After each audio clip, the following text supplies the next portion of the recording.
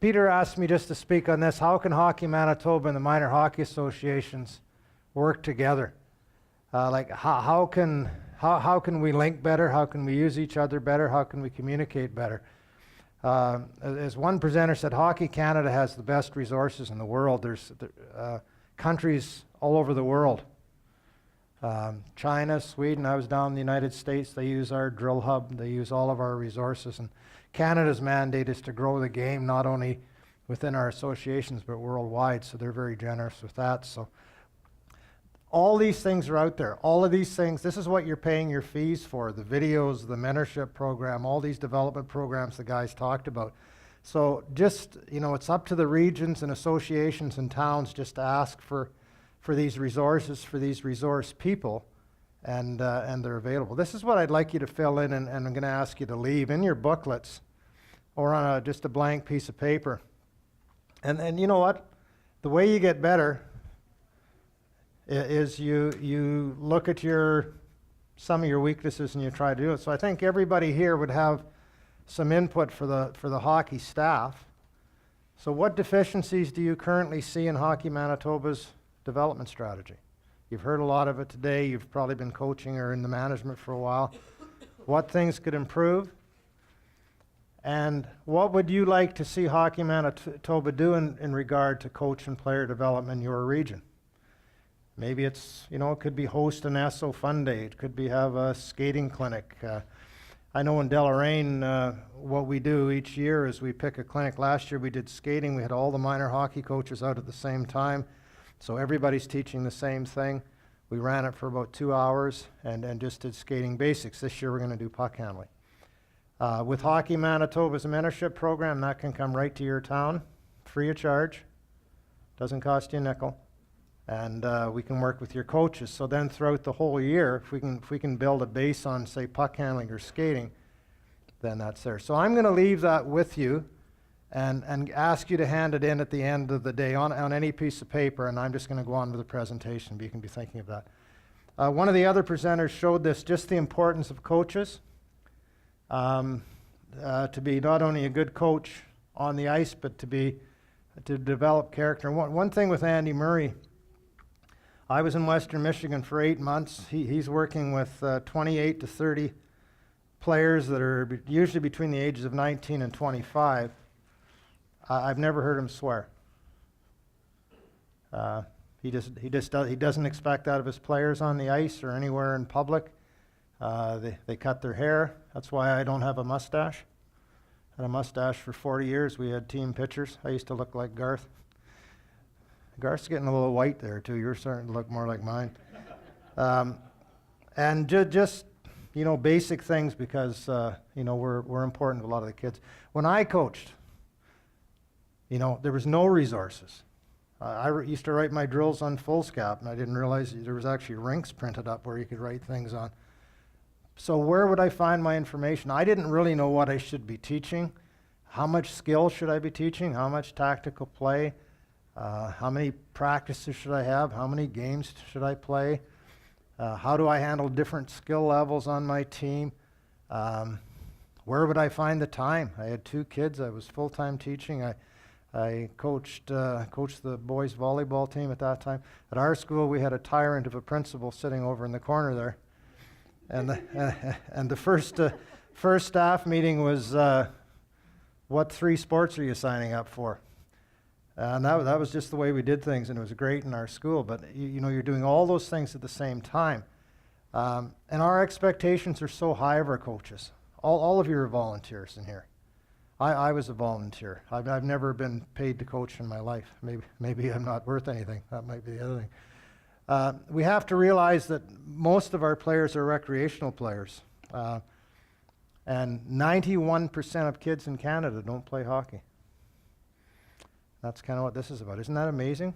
91%. I think our little town's down to 45. Kids in our minor hockey system are 50 just because of, it's just demographics. Okay. And 4% will play junior, college, pro, or semi-pro. So 96% of the kids, that's our main target area. We need to make it fun. We need to be inclusive. and we try to make them keep in the game. The importance of practice, and Roger mentioned this too. This is why our development model, coach development and player development in Manitoba, and Kyle talked about it, they're switching from tactical play at these camps to skills. I work at the U17s out in Calgary as a skills instructor, and probably 40 to 50% of their practice, this is the top 100 kids in Canada, and what we did was about 40% of all the practices were just straight skills that I would do with an 8, 9, or a 10-year-old. Just watching them skate, watching them handle the puck. So to me, when we say how can Hockey Manitoba and how can minor hockey associations, how can we make that link? To me, the big thing is let's make good practices. And let's, when we have those kids, make absolute sure we're teaching things. In a normal game, for example, a kid will probably be on the ice 14, 15 minutes. Practice, obviously, you know, it's your whole time you're out there. And if you're like our small towns, if we practice, our ice is going in probably in a couple of weeks. If we practice twice a week, take a little time off Christmas, we're probably only going to have 40 practices in a year. So what we need to do is maximize that, teach what we can, and make sure they're improving as they go. Like to me, a successful practice at a minor hockey level is going to involve a little bit of warm-up, some free time for the kids just to be kids and have some fun if you want to do a little teaching at the start, but small area games and skill stations, and build that tempo there. The NHL, they say now 85% of the game is played from the blue line down, and 65% of the game is played from the top of the circles down. That's at the pro level. That's where the game's being played. So people who argue against small area games are to me, pretty illogical. You know, that is the game today. You've got to be able to take the puck in a small area, have the skill to protect the puck, have the skill to check somebody who's got the puck and play that. So I think there's some good parallels there. Our mentorship model in Manitoba, this is where we do the specialty clinics, and this is our main development vehicle. It's free, it's mobile.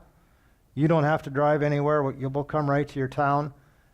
We usually do classroom 90 minutes, ice 90 minutes. Your attendance is recorded and you get credit on your what's it called, Hockey University or locker, something like that. And when we hope by teaching the coaches and helping the coaches, it's not just all teaching because I learn every time I put one on, but we're helping the coaches, that's going to transfer into player development. Okay, and that's the list of, we're doing one Monday, for example, at the MTS on developing defensemen. So if any of those interest you, again, it's available through the mentorship program. It's the way Hockey Manitoba can help you. And we focus, there's nothing on tactical play, it's all skills. You know, as they say, if you can't play your instrument, you can't play in the orchestra. So there's no sense doing breakouts. There's no sense doing forechecks and stuff like that unless kids can angle or handle the puck or do the skill things that they need. If you look at pro players, they never quit doing this. And that's the best player in the world, Crosby.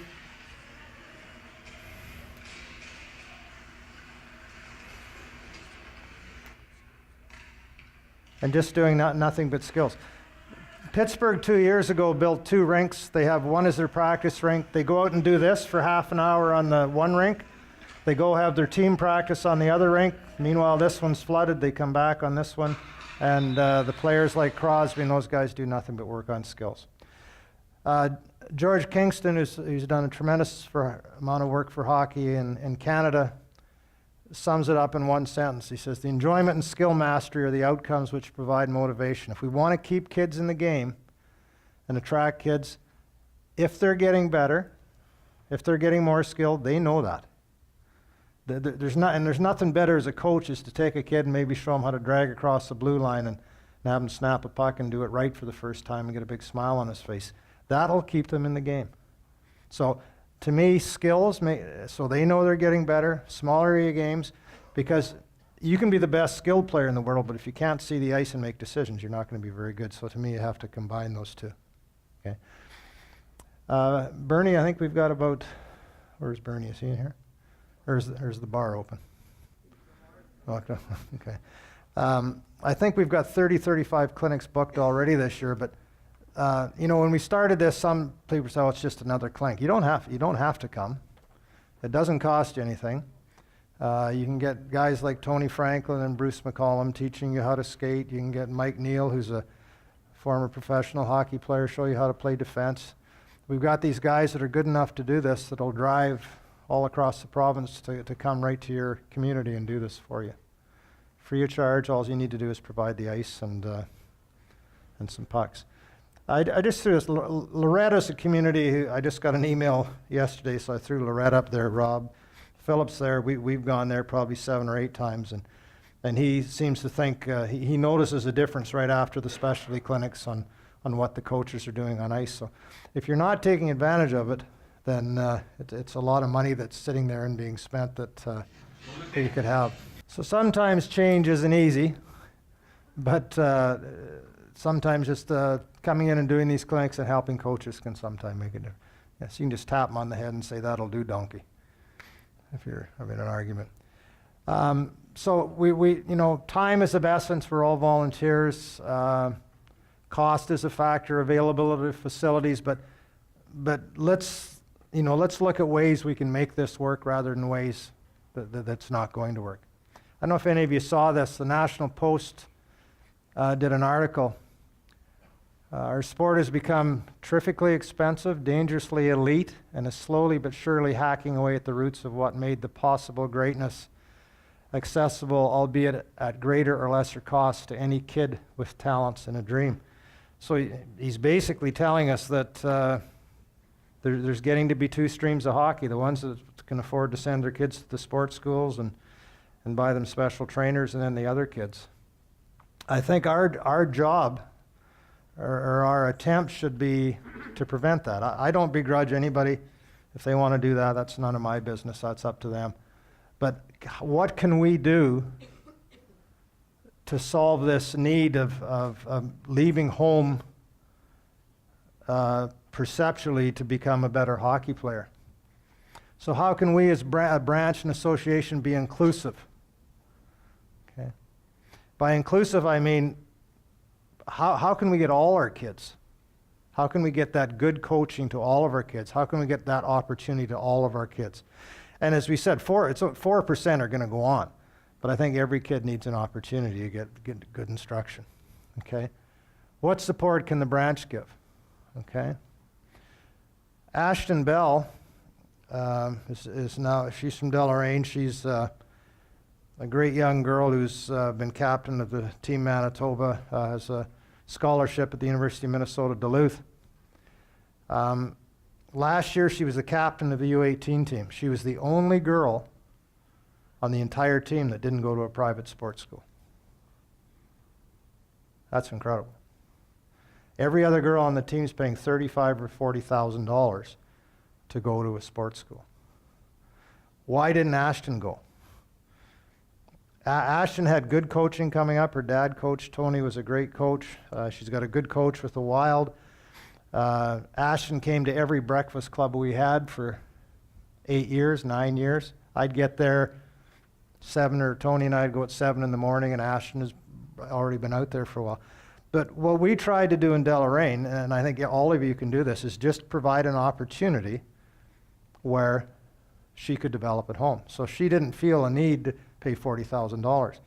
Travis Sandheim probably lived in the rink, right? All the Elkhorn guys. And just making your facility accessible. Okay, where my grandson lives right now, the rink's locked a lot. Deloraine, the rink's open. Elkhorn, the rink's open.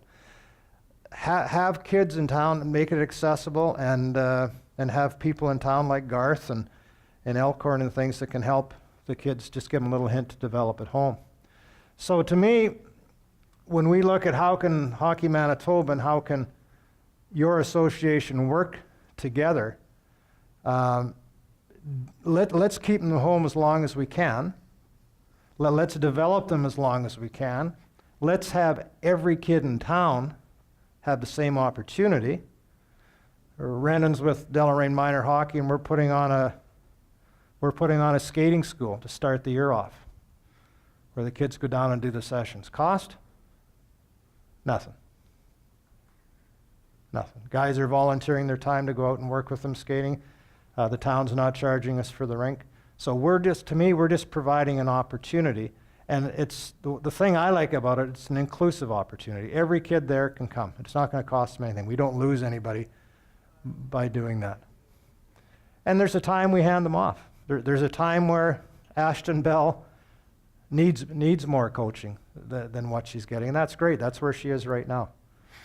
So, I don't begrudge kids going to academies and schools. I think for some people it's a logical decision, and it's none of my business. But the more we can do with ourselves, with Hockey Manitoba's help, with a mentorship program, by utilizing people in your community, identify them and using them, and provide those opportunities at home as you go. This is our breakfast club. I think we're going into 12 years now. And that's another thing you can do. We just go out in the mornings, provide some skill instruction. Kids play, have fun, and enjoy it. So within your region, what are your needs? If you're going to develop and make it a better place, who's going to take the bull by the horns? Every situation's unique. I know we got a great, our town council is very supportive, and we can have access to that rink for nothing, but other people might have hurdles to go over.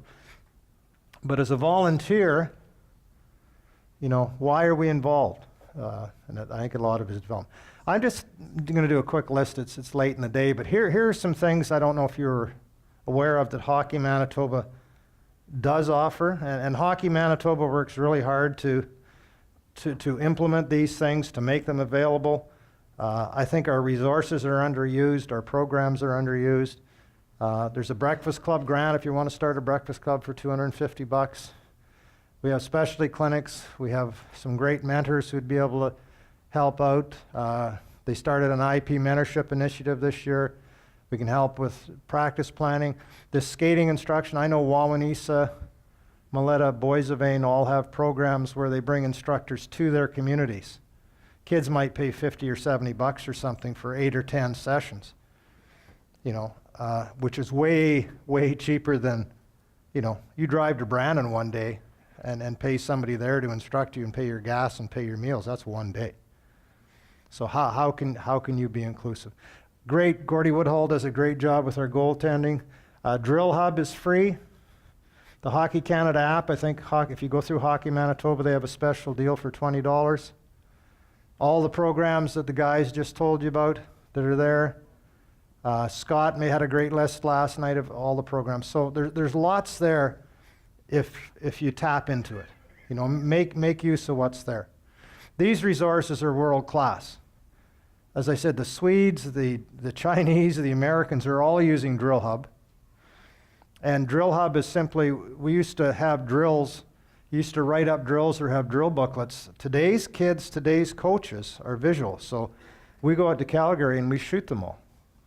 So the drills we used to try to figure out of manuals now are on video. You just one touch, tap, and you've got a drill. The hockey app has every manual and every video Hockey Canada has ever produced. You'd fill that table up full of it. And if you bought them individually, it'd probably cost you $3,000 or $4,000.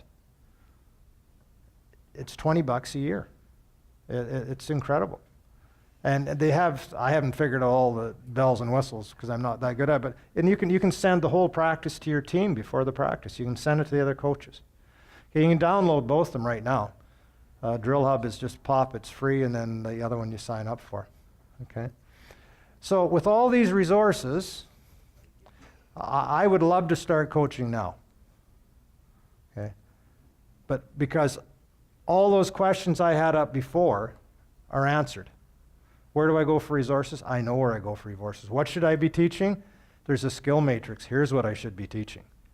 So it's all there. We just have to access this. Maybe within your hockey association or your town, you need to just have a meeting some night, get the coaches together, pop up Drill Hub, go through it and have a look and see how useful it is. Look at the hockey app. Just have a beer and pizza night or something like that and walk guys through and help them out.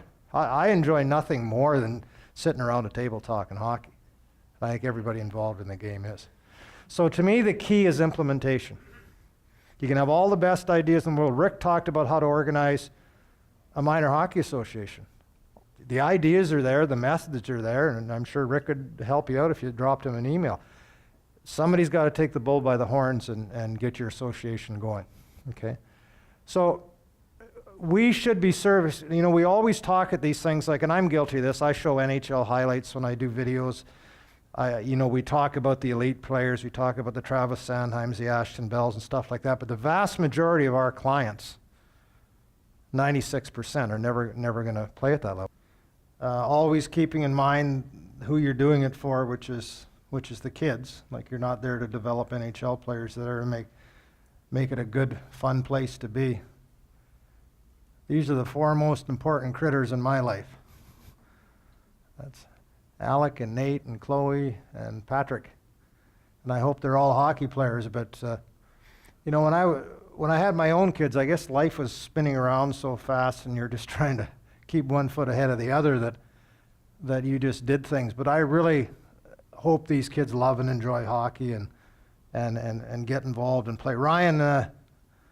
Ryan is the father of the two in the right. He says he's played pro for 14 years. He says my kids aren't playing hockey; they're golfing. But I think that'll change pretty quickly here. So it'll change if they're around me, anyhow.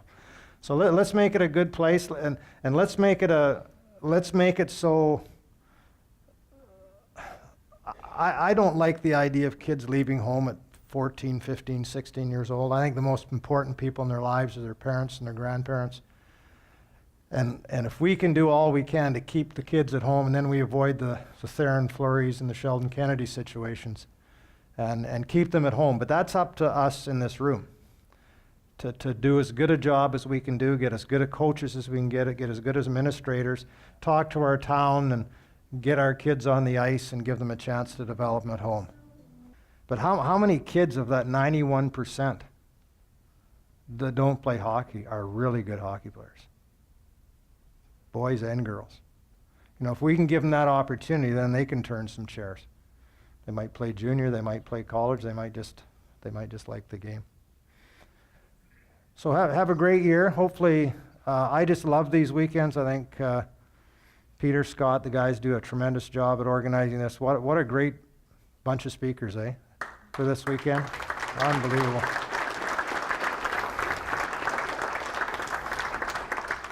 And covering all aspects. So on your way home tonight, just think of this. You know, what can I do from this clinic? If you can write down 4 things from this clinic that you know what, you think that's a good idea and stuff, and take it home and implement it, you're going to make a big difference. We're all in this together. In the perfect world, it's going to look like this. That's what it looks like to you and me. We have to remember that to Hockey Manitoba, it looks like this. Because they get, you know, I send an email to Bernie and I'm thinking, come on, Bernie, answer me. And it's only been 10 minutes and he's probably got 100 other ones. So Peter, you're at the podium. That means I'm done. Yeah, I think that was my the wires behind my TV. I think that's what mine looks like at home. But thanks very much for that, Bob. I mean, always the presentations you give and the information and direction and guidance you provide us is always greatly appreciated. And we're certainly fortunate to have somebody with your caliber working for us in our branch and providing us some leadership and some direction there. I have a golf shirt for you here, and I'll walk to the back there and deliver it to you so you can add that one to your collection of Hockey Manitoba apparel. I'd like to thank everyone for attending and over the weekend and your patience. I know it's been a long weekend for some of you, and I know the chairs aren't that as comfortable as they should be, but I hope it was valuable for you, an opportunity to learn, an opportunity to reconnect with some people within the room and exchange some ideas and friendships and a little bit of camaraderie, and also to our presenters that we had over the weekend. Opportunity to touch base with them, and we appreciate everyone that made a contribution. So, on behalf of Hockey Manitoba, our board of directors, we wish you all a very successful and enjoyable season, and if you need any help at all from either our office or our board, by all means, don't be afraid to ask. Okay, thank you very much, and drive safely.